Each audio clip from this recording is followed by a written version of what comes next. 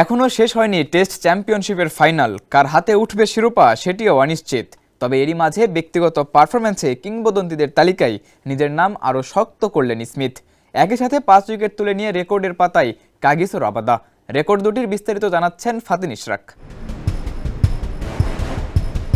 কথায় আছে রতনে রতন চেনে, ঠিক তারই যেন আরেকবার প্রমাণ মিলল বিশ্ব টেস্ট চ্যাম্পিয়নশিপের ফাইনালে। ব্যাট হাতে যখন ক্রিজে থিতু হয়ে দাঁড়ানোর চেষ্টা করছে অজি ব্যাটাররা, ঠিক তখনই বল হাতে আগুন ঝরালেন কাগিসো রাবাদা। যদিও শান্ত ইনিংস খেলেছেন স্টিভেন স্মিথ, তবুও রাবাদার ফাইফারে ইনিংস বড় করতে পারেনি অজিরা।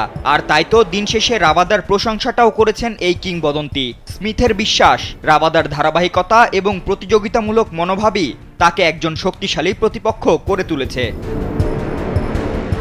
বুধবার লর্ডসে শুরু হওয়া বিশ্ব টেস্ট চ্যাম্পিয়নশিপের ফাইনালের প্রথম ইনিংসে প্রোটিয়াদের বোলিং তোপে অজিরা গুটিয়ে গেছে মাত্র 212 রানেই। এদিন মাত্র 51 রান দিয়ে ফাইফার তুলে নিয়েছেন বল হাতে দানবীয় ফর্মে থাকা কাগিসো রাবাদা।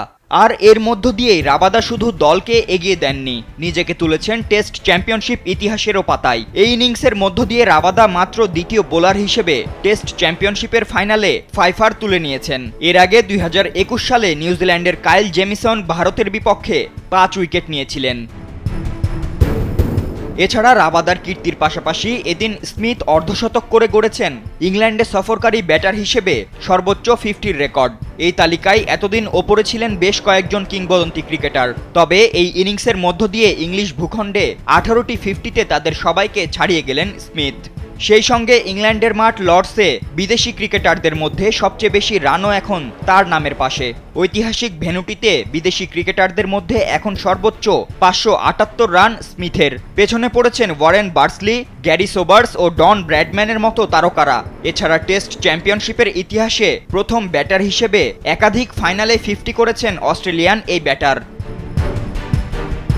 এদিন ম্যাচে যদিও পরবর্তীতে ব্যাট করতে নেমে প্রোটিয়ারাও খুব একটা সুবিধাজনক অবস্থানে নেই। 43 রান তুলতেই হারিয়েছে 4 উইকেট। তবুও যেন আশার আলো দেখছে দুই দলই। এখন দেখার বিষয় এই কীর্তিময় ফাইনালে শেষ পর্যন্ত জয়ের হাসি কে হাসে। ফাতিন ইশরাক, কালবেলা।